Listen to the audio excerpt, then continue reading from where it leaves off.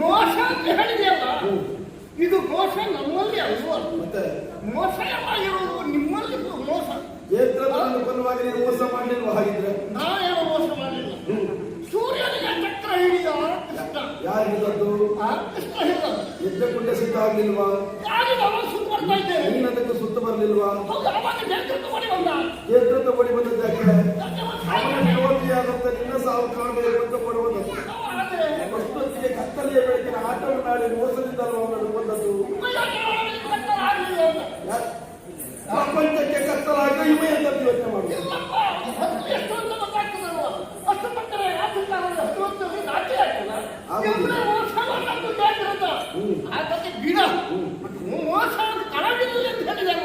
ಇದಕ್ಕೆ ಸರಿಯಾಗಿ ಕೊಡ್ತಾರೆ. ಇದು ನಮ್ಮಲ್ಲಿ ಮೋಸ ಎಲ್ಲ ಇಲ್ವಾ? ಎಲ್ಲಾ ಮೋಸ ಇರುವುದು ನಿನ್ನಲ್ಲಿ. ಯಾಕಂದ್ರೆ ದ್ರೋಣಾಚಾರ್ಯ ನಿರ್ಮಿಸಲ್ಪಟ್ಟಂತಹ ಚಕ್ರವ್ಯೂಹವನ್ನು ಮತ ಪ್ರವೇಶ ಮಾಡಿದ ಅತಿರಥರು, ಮಹಾರಥರು, ಚಕ್ರವರ್ತಿಗಳು ಇವರೆಲ್ಲ ಕಾರಣಗಳಿಸಿದ ಕ್ಷಣ ಯೋಚಿಸಿಕೊಂಡೇನೆ. ಆ ಹೃದಯದಲ್ಲೇ ನಮ್ಮವರೆಲ್ಲ ಹತರಾಗ್ತಾರೆ. ನಮಗೆ ದೇಶಕ್ಕೂ ಹಾಗಿಲ್ಲ. ದೇಶಕ್ಕೆ ಬೇಕಿದೆ ಇಂಥ ಉಪಾಯವನ್ನು ಭಾವಿಸಿ ಕಳ್ಳರಂತೆ ಹಿಂದೆ ನಿಂತು ಹಿಡಿದಿರುವಂತಹ ಈ ಚಾಪವನ್ನು ಮುಕ್ಕಡಿ ಮಾಡಿದ ನೀನು ಪಕ್ಷಿಯೇ.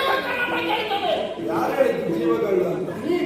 ಗುರುಗಳ ನಿರೂಪದಂತೆ ಕಾರ್ಯವನ್ನು ಮಾಡಬೇಕಾದ ನಮಗೆ ಕರ್ತವ್ಯವಾಗಿದೆ, ಸುಳ್ಳಲ್ಲ. ಅಲ್ಲದೇ ಇದ್ರೆ ಅವರೇ ಆಡಿದಂತಹ ಮಾತು ಚಾಪವನ್ನು ಮುಕ್ಕಡಿ ಮಾಡುವಂತ. ನೀವು ಗುರುಗಳು ಅಂತ ಹೇಳಿ ಕೃತ್ಯಕ್ಕೆ ಮನವ ಮಾಡುವುದು ಸರಿ ಅಂತ ನಾನು ಅವರಲ್ಲಿ ಕೇಳಿದ್ದೇನೆ. ಭೂಮಿ ಪಾಲನ ಉಡುವಿಗೋಸ್ಕರ ನಾವು ಏನೇ ಮಾಡಿದ್ರು ನಮಗೆ ಅದರ ಪಾಪದ ಲೇಪ ತಪ್ಪುವುದಕ್ಕೆ ಸಾಧ್ಯ ಇಲ್ಲ. ಹೊಡೆಯುವವನ ಕೈಯ ಬಡಿಗೆ ಇದ್ದ ಹಾಗೆ ಏನೇ ಕಾರ್ಯವನ್ನು ಮಾಡಿದ್ರು ಗೌರವವನ್ನು ಉಡುವಿಗೆ ಬೇಕಾಗಿರ್ತ. ಆಡಿದ ಮಾತಿಗೆ ಬೇಕಾಗಿ ನನ್ನ ಗುರುಗಳು ನಿನಗೂ ಗುರುಗಳು ನೆನಪಿಟ್ಟು ನಿನ್ನ ಗುರುಗಳು ಆಡಿದ ಮಾತಿಗೆ ಬೇಕಾಗಿ ಕತ್ತರಿಸಿದ್ರು.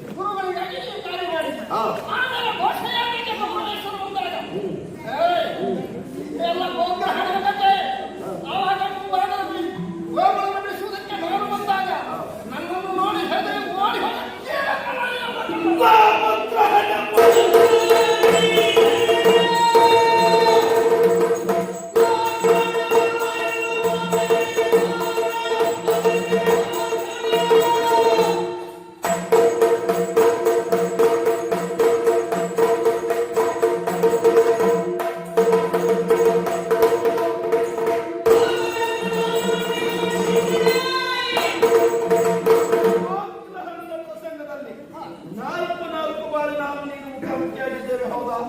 ನಮ್ಮ ಕಲ್ಪನೆ ಇದ್ದದ್ದು ಹೀಗೆ, ಗೋಧೂಣಿಯನ್ನು ಕಾಣದೆ ನಿಮ್ಮನ್ನ ಧರ್ಮರಾಜ ಊಟ ಮಾಡುವುದಿಲ್ಲ ಅಂತ.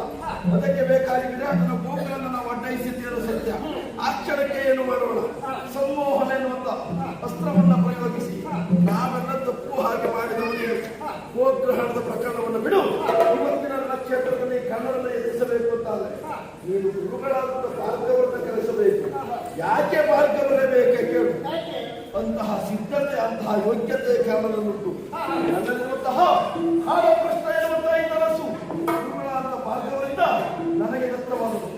ಋಷ್ಯಶೃಂಗರ ರಕ್ಷಣೆಗೆ ಬೇಕಾಗಿ ವಿಶ್ವಕರ್ಮ ಸಿದ್ಧಪಡಿಸಿದಂತಹ ಕನಸು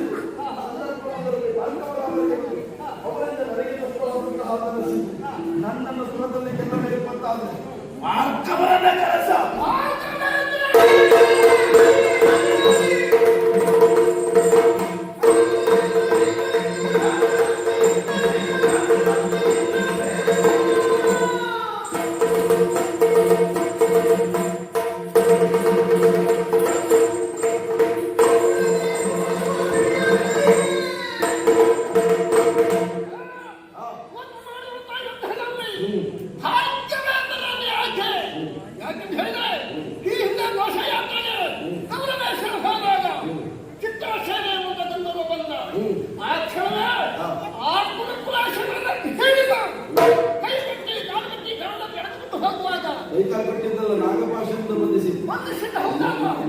ದಾರಿ ತಪ್ಪಿಸ್ಬೇಡ. ಅಲ್ಲ ಬುದ್ಧಿಸಿದ ಹೌದಲ್ವ ಹೇಳು. ಬಂಧಿಸಿದ ನಾಗಪ್ಪ ಅಷ್ಟರಲ್ಲಿ ಆ ಸಮಯದಲ್ಲಿ ನೀನೇ ಇದೆಯಾ? ನಾನಲ್ಲೇ ಇದ್ದೀನಿ.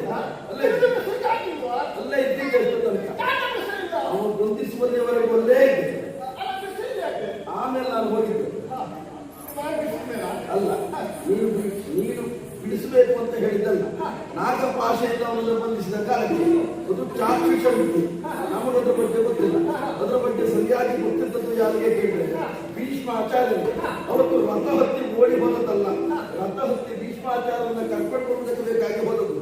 ಆಮೇಲೆ ನೀನು ಬಂದು ಬಿಡಿಸಿದ್ದಿ ಅಂತ ಗೊತ್ತಾಯ್ತು. ಪ್ರಕರಣ ಶ್ರೀಕಾಂತ ನಗಳೇ ಯಾಕೆ ಅಂತ ಸುಮ್ಮನಿದ್ದೆ.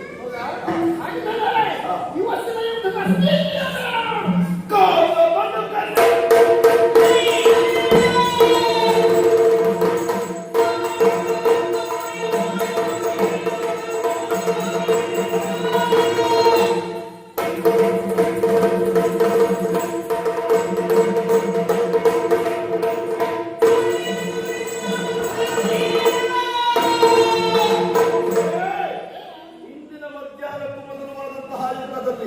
ಕಾಲನಡುಗನೆಂಬ ಕುರಿಯನ್ನ ಯಾರು ಯಾರು ನಿನ್ನಣ್ಣ ಧರ್ಮರಾಯ. ಏನೆಲ್ಲ ಮಾತಾಡ್ತೇನೆ. ಇವತ್ತು ಇಷ್ಟೊತ್ತಿನವರೆಗೆ ಆದಂತ ಹೋರಾಟದಲ್ಲಿ ನಿನ್ನ ಸಹೋದರರು 4 ಮಂದಿಯನ್ನು ಸೆರೆ ಹಿಡಿದಿದ್ದೇನೆ. 4 ಮಂದಿಯನ್ನು ಸಾಯುವ ಹಾಗೆ ಹೊಡೆದಿದ್ದೇನೆ. ಆದರೂ ಕ್ಷಮಿಸಿ ನಾನು ಬಿಟ್ಟಿದ್ದೇನೆ. ನೆನಪಿಟ್ಟು ಬನ್ನಿ. ಅಲ್ಲಿ ಔದಾರ್ಯ ಮೆರೆದದ್ದು ಕರ್ಣನೆ ಹೊರಟು ಅರ್ಜುನ ಔದಾರ್ಯ ಮೆರೆದದ್ದಲ್ಲ. ಕಾಲನಡುಗನೆಂಬ ಕುರಿಯ ನಿನ್ನಣ್ಣನಾದಂತ ಧರ್ಮರಾಯ ನನ್ನೊಳಗೆ ಹೋರಾಟವನ್ನು ಮಾಡಿ ಸೋತ ಕಾಲಕ್ಕೆ ಇದೇ ನನ್ನ ಸದಸ್ಯರಾದಂತಹ ನಾನನ್ನ ಅವನ ಕುತ್ತಿಗೆಗೆ ಸುತ್ತಿ ನನ್ನ ರಥಕ್ಕೆ ಕಟ್ಟಿ ಎಳಬೈದವ ನಾನು ಧರ್ಮರಾಯನನ್ನ ಸೆರೆ ಹಿಡಿಯುವಾಗ ನಿನ್ನ ಹೆಣ ಏನು ಬಿದ್ದಿತ್ತು ಕೇಳಿ. ನಾನು ಸಮಸಪ್ತನಿಗೆ ಹೋಗುತ್ತಿದ್ದೆ. ಅಲ್ಲಿಗೆ ಹೋಗದ ಶಂಕರಾಗೆ ಆ ಸಮಯವನ್ನು ಅರಿತು ನೀವು ನಮ್ಮ ಅಣ್ಣನನ್ನು ಹಿಡಿದು ನಾಳೆ ನೀವು ಬರ್ತಿದ್ದೇನೆ. ಸಮಶಬ್ದಕ್ಕೆ ಬರುವುದು ಯಾವುದು? ಸಮಶಬ್ದಕ್ಕೆ ಆಮೇಲೆ ಯುದ್ಧದಲ್ಲಿ ಹೋಗಿದೆ ನಾನು ಬಂದಿದ್ದ. ಸಮಶಬ್ದಕ್ಕೆ ಹೋದ ಕಾಲದಲ್ಲಿ ಅಣ್ಣನನ್ನ ಸೆರೆ ಹಿಡಿಯುವ ಕಾಲಕ್ಕೆ ಪ್ರಾಣ ಭೀತಿಯಿಂದ ಓಡಿದವನಿ ನೀನು.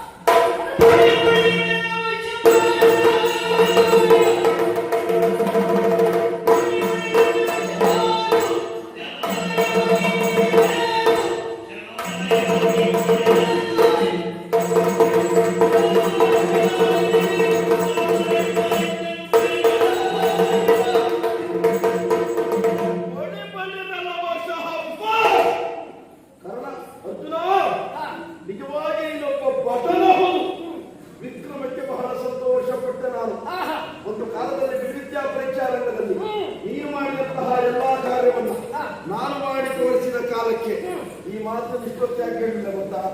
ನನ್ನನ್ನು ಒಂದು ಸುತ್ತಿನ ಯುದ್ಧ ಆಗಬೇಕು ಅಂತ ನಾ ಸುಮ್ಮನೆ ಅಲ್ಲದೆ ಇದ್ರೆ ವಿದ್ಯಾ ಪರೀಕ್ಷಾ ರಂಗದಲ್ಲಿ ಒಂದು ನನ್ನೊಡನೆ ಹೋರಾಟವನ್ನು ಮಾಡುವ ಕಾಲಕ್ಕೆ ನಿನ್ನ ಭೀಮಸೇನ 4 ತಿಂಗಳಾದಂತ ಕೃಪರು ನಾನು ಜಾತಿಹೀನ ಎನ್ನುವ ಉದ್ದೇಶದಿಂದ ನನಗೆ ಹೋರಾಟವನ್ನು ಮಾಡುವುದಕ್ಕೆ ಅವಕಾಶ ಕೊಟ್ಟಿಲ್ಲ.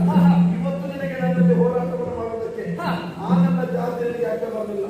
ಬಿಡು, ಅದಲ್ಲ ನಿನ್ನೊಬ್ಬ ಯೋಗ್ಯತೆ ಇದ್ದ ಪಟ ಅಂತ ಒಪ್ಪಿಕೊಳ್ತೇನೆ.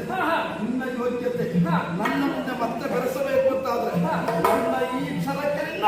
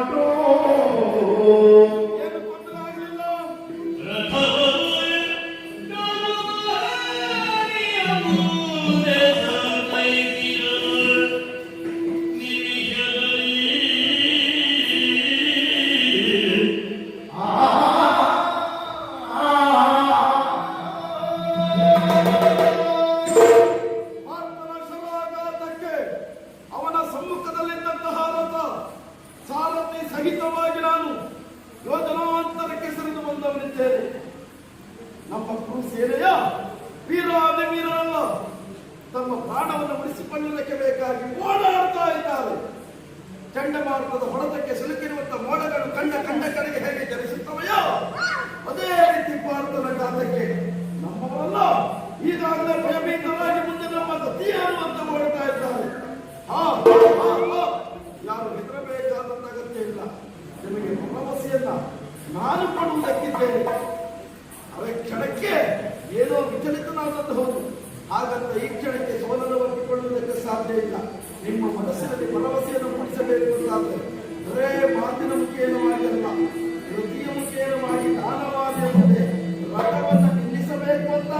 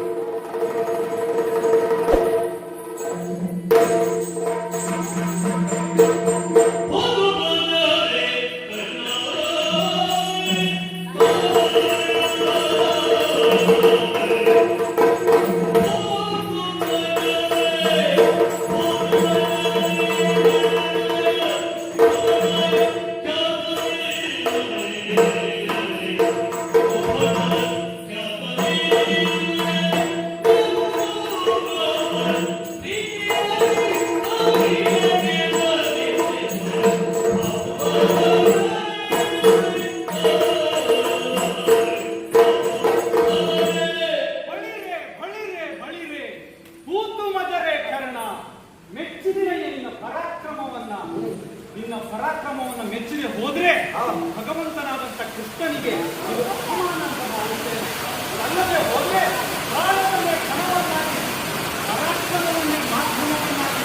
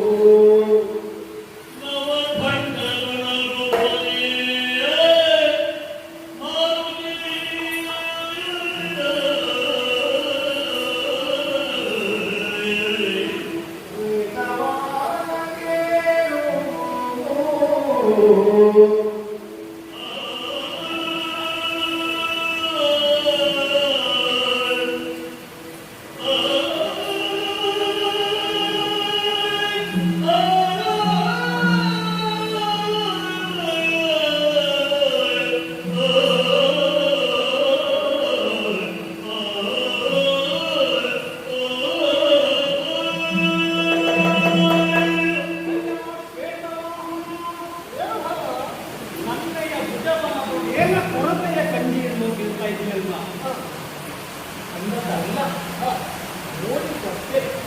ಆದರೆ ಹಾಗೆಂದು ಹೇಳಿದೆ ಅಲ್ವಾ ಅದನ್ನು ಯಾಕೆ ಹೇಳಿದೆ ಮತದಾನದ ವಿಷಯ ತಿಳ್ಕೊಬೇಕು ಅಂತ. ಕೆಲಸ ಮಾಡಬೇಕು. ಯಾಕೆ ಯಾಕೆ ಕೇಳು ಕರ್ನಾಟಕದ ಸಹೋದರರನ್ನು ಮರೆಯುವನ ಬಾಹುಗಳಲ್ಲಿ ನಾನಿದ್ದೇನೆ ಎಂದು ಮುಗಿದವರು ಅಲ್ವಾ. ಹಾಗಿರುವಾಗ ನನ್ನ ಸಂಕಲ್ಪ ಏನಿದೆ ಅದಕ್ಕೆ ಸರಿಯಾಗಿ ನಮ್ಮ ಬಾಣಗಳನ್ನು ವ್ಯವಹರಿಸುತ್ತಲೇ ಇರುವುದನ್ನು ಈ ಕೃಷ್ಣ ಹೇಳಿಕೊಂಡದಿದೆ, ಹೇಳದೇನೂ ಒಂದದಿದೆ, ಮಾಡಿಕೊಂಡದಿದೆ, ಆಗದೇನೂ ಒಂದದಿದೆ. ಆದರೆ ಇವರಲ್ಲಿ ಯಾವ ಕಾರಣವೂ ಕೂಡ ಮೊದಲಿಕೊಂಡದನ್ನು ನೋಡಿಲ್ಲ. ಇಲ್ಲವಲ್ಲ ಇನ್ನೊಂದು ಹೊಸ ಅರ್ಜುನ, ನೀನೇನು ನಿನ್ನ ರಥದಲ್ಲಿ ಸಾಹಿತ್ಯದ ಬೆಳವೇನು ಬ್ರಹ್ಮಾಂಡ ಪರಿಪೂರ್ಣವಾಗಿರುವಂತಹ ನೆಗತ್ತೆಯನ್ನು ಪಡೆಯುವಂತಹ ಕೃಷ್ಣ ಪರಮಾತ್ಮನೇ ಇದರ ಬದಲಿಗೆ ಭಕ್ತಿ ತತ್ವದ ಪ್ರತೀಕವಾದಂತಹ ಮಾರ್ಗದೀಯ ಈ ರಥದಲ್ಲಿ ಹೋಗಿಸ್ತಾ ಇದೀಯ. ಅಭಿರಕ್ತವಾದಂತಹ ಗಾಂಧೀವ ವಾಯುವಿನ ಪ್ರತೀಕವಾದಂತಹ ಹನುಮಂತ ಮೇಲೆ ಕುಳಿತಿದ್ದಾನೆ. ಅಷ್ಟೇ ಏಕೆ ಅಕ್ಷಯವಾದಂತಹ ಭಕ್ತರಿಗೆ ಇಷ್ಟೆಲ್ಲ ವಿಶೇಷವಾದ ಜೊತೆಗೆ ಈ ರಥದ ಮಾರೆಯಲ್ಲಿ ಕಡಿಮೆ ನಿಂತುಕೊಂಡಿದ್ದೀಯ. ಭೂಮಿ ಭಾರತ ರಥ ಅಂತಹ ವಿಶೇಷವಾದಂತಹ ರಥವನ್ನ ಕರ್ಣ ಒಂದು ಬಿಲ್ಲ ಅಂತರ ಬಿಡು ಅಲ್ಲಾಡಿಸ್ತಾನಂತಾವು. ಅವನ ಶಕ್ತಿ ಸಾಮರ್ಥ್ಯ ಯೋಜನೆಗಳನ್ನ ಮೆಚ್ಚಲೇಬೇಕಾಗ್ತದೆ. ನೀನು ಅವನ ರಥವನ್ನ 7 ಯೋಜನಾಂತರ ಹಿಂದೆ ಹಾರಿಸಿದಿ. ನೀನು ಹಾರಿಸಬೇಕಾದವನೇ ಅಂತ ಅಲ್ವಾ.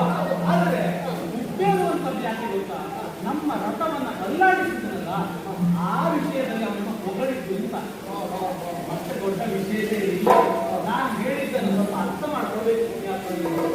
ಹೇಳಿದ್ರೆ ಮಹಾಬಲ ಅಭ್ಯರ್ಥಿ, ದೇಹದಲ್ಲಿ ಬಲ ಉಂಟು ಅಷ್ಟೇ ಬಿಟ್ಟರೆ ಬುದ್ಧಿಯಲ್ಲಿ ಬಲ ಇಲ್ಲ ಅಂತ ಯಾಕೆ ಯಾಕೆ ಕೇಳು.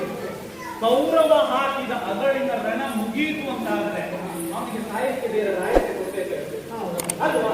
ಅವನ ಹಾರಿಸಲ್ವಾ. ನಿನ್ನ ಚಿತ್ತ ದುರ್ಮಾನವನ್ನ ಬಿಡು, ಗಾಂಧೀವನ್ನ ಜೇಕರಿಸು, ಬಿಡುವ